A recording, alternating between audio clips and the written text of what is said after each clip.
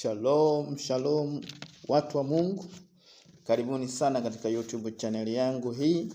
Na leo nimekuletea mada inayohusu upekee uliopo wakati wa ujana.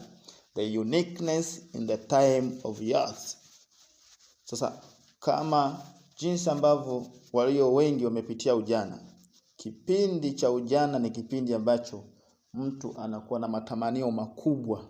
Mtu anakuwa anajiona mkubwa katika eneo fulani, labda katika taaluma, labda anajiona ni mtu mahiri katika eneo fulani, labda biashara, mfanyabiashara mkubwa, kipindi cha kuwa na maono makubwa, kipindi cha kuwa na matamanio makubwa, labda mtu ambaye labda ni mhubiri mkubwa, labda ni mwanasiasa mkongwe, nguli, mahiri, labda mtu mwenye jina lake maarufu duniani.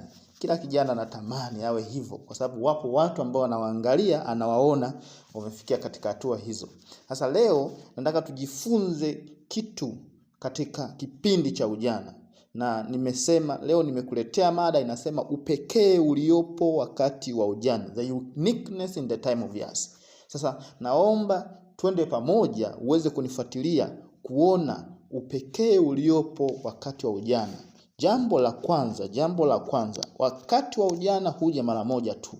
Kwa bahati mbaya, kuwa kijana huja mara moja tu katika maisha yote ya mwanadamu. Hakuna mtu aliyewahi kuwa kijana zaidi ya mara moja. Maana yake nini? Inatoa wito kwamba kwa yeyote ambaye yupo katika umri wa ujana, vitu vingi na muhimu, mambo ya msingi na ya muhimu yanayopaswa kufanyika wakati akiwa kijana na yafanyike, kwa sababu hakutakuwa na muda wa kufanya tena. Lakini jambo la pili ni kipindi cha kufanya maamuzi sahihi na kuweka alama.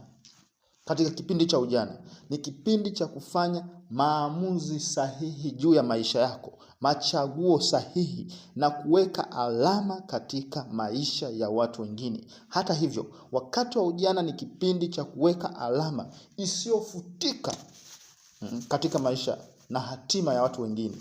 Huwezi kurudi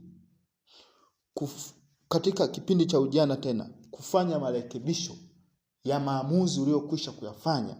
Kwa hiyo maana yake nini? Katika kipindi hiki cha ujana, maamuzi tunayoyafanya, maamuzi unayoamua kuyafanya kama kijana, lazima yawe sahihi ili yasiweze kuathiri kesho yako.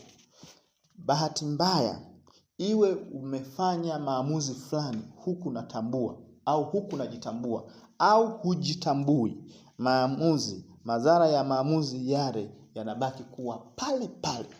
Na kwa hivyo ni kipindi kizuri hichi kufanya maamuzi sahihi na kufanya mambo ambayo yatagusa watu na kuacha alama katika maisha yao. Jambo la tatu, kipindi cha ujana ni wakati wa kuweka misingi ya mafanikio. Misingi ya mafanikio huwekwa kipindi cha ujana. Misingi ya mafanikio huwekwa katika kipindi cha ujana. Ukimwona mtu amefanikiwa uzeeni, ujue misingi ya mafanikio aliiweka kipindi cha ujana. Hakuna muujiza katika kufanikiwa. Huwezi ukafanikiwa an overnight. Umekesha siku moja katika umri huo, 8 years umefanikiwa.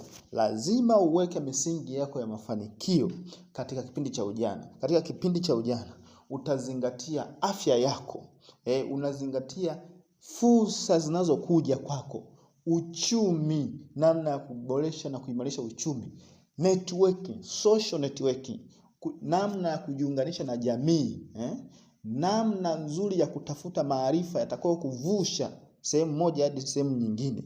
Na hiyo lazima utengeneze misingi ya mafanikio kipindi cha ujana. Hauwezi kutengeneza misingi ya mafanikio katika kipindi cha uzee. Na jambo jingine la nne, kipindi cha ujana ni wakati wa kuweka misingi katika maeneo mbalimbali ya kimaisha. Misingi katika maeneo ya kimaisha. Yaani hapa tunamaanisha yako maeneo ya muhimu. Tunasema aspect of life. Katika eneo la taaluma, yaani kipindi cha ujana ndo nachagua sasa nijikite na taaluma gani mimi wakati nipo hapa duniani. Ipi ni bobei, niwe mtu wa maana katika eneo gani, niwe na umahiri katika eneo gani. Lakini pia ndoa yangu mimi nataka iweje, familia mimi nataka iweje. Anataka ni kama hujaoa au hujaolewa, nataka niolewe na mtu gani au nataka niwe mtu gani. Lakini kama una familia na kijana, unataka uwe na familia gani? Uitengenezeje familia yako? Misingi inawekwa katika kipindi hiki.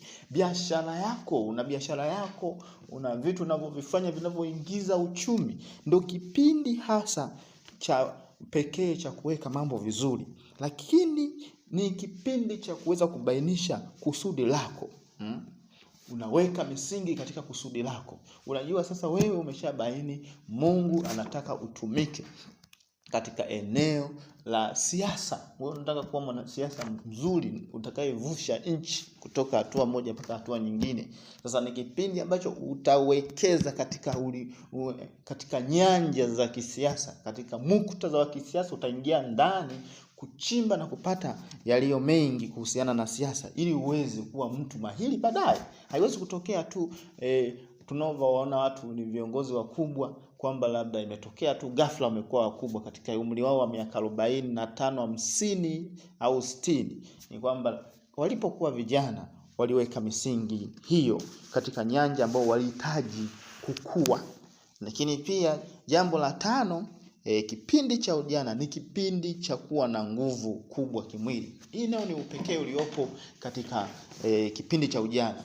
Lazima ujue kwamba wewe kama kijana, hiki kipindi ndicho ulicho na nguvu. Unaweza kufanya kazi yoyote inayotumia nguvu.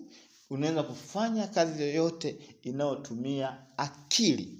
Lakini pia nguvu ulizonazo pia si za kimwili tu, nguvu za kiroho pia zipo. Ili mradi umesimama katika njia ambayo inampendeza Mungu. Hivyo upekee huu lazima tuutambue pia kwamba kipindi cha ujana ni kipindi cha kuwa na nguvu kubwa kimwili na kiroho. Lakini jambo la 6 na la mwisho katika upekee ni kipindi cha vita. Kipindi cha ujana ni kipindi cha vita. Mungu anataka utumike katika ufalme wake kwa ajili ya faida yake yeye mwenyewe, utukufu wake yeye mwenyewe. Lakini shetani naye anakuwinda kwa nguvu zote ili uweze kutumika katika ufalme wake. Ndio kipindi cha ujana vishawishi vinakuwa vingi, ikiwepo tabia hatarishi nyingi, matumizi ya madawa ya kulevya, ulevi wa pombe, lakini uzinzi, uasherati, lakini pia udanganyifu, wizi, mambo ya chuki. Shetani anatumia nguvu kubwa kuyapandikiza kwa vijana ili akaweze kuzaa kitu ambacho yeye anakitaka. Lakini Mungu anamtaka kijana amtumie kwa ajili ya ufalme wake, kwa sababu ndiye aliye na nguvu. Na amesema nimewaandikia ninyi vijana kwa sababu mnazo nguvu za kumshinda shetani. Na kwa hivyo kuna vita hapa ipo katika kipindi cha ujana, unapaswa kuishinda. Sasa chagua leo kuwa na Mungu ili kuishinda vita hii, na siku zote ushindi wako utakuwa katika Mungu. Hapa mbele kuna shetani, kuna Mungu. Sasa lazima uchague kwenda na Mungu, kwa sababu huyu atakushindia muda wote hizi majaribu zitakapokuja. Majaribu ya aina yoyote atakapokuja, Mungu atakushindia. Na kwa hivyo leo nimeona wote kwa pamoja niwapitishe katika eneo la upekee uliopo katika kipindi cha ujana. Kwa hiyo kipindi cha ujana ni kipindi kizuri, ni dhahabu, ni lulu, kwa sababu ndicho huwa kinaweza kudetermine maisha ya mtu yanakuwaje baadaye. Maisha ya mtu yanapokuwa mazuri na yenye kufanikiwa kipindi amezeeka au akiwa mkubwa zaidi miaka 50, 60, ni kwa sababu kipindi cha ujana alitumia fursa zote, aliishi na kutambua upekee wa muda, uadhimu wa muda uliopo katika kipindi cha ujana. Asante sana kwa kunisikiliza, na ninakuomba uendelee kutafakari ujumbe huu, na ninakuombea wewe kama kijana uhakikishe unasimama kwa kumtegemea Mungu ili uweze kufanikiwa katika maisha yako ya sasa na maisha ya baadaye. Asante sana, naomba uendelee kufuatilia katika YouTube channel yangu. Yako mafundisho mbalimbali mengine yanakuja, na naomba usisahau kusubscribe, kulike, lakini kuturn on notifications ili uweze kupewa taarifa tunapokuwa tayari tumekuwekea mafunzo mengine ama mafundisho mengine katika YouTube channel hii. Mungu akubariki sana na nakutakia kila lenye heri. Amina.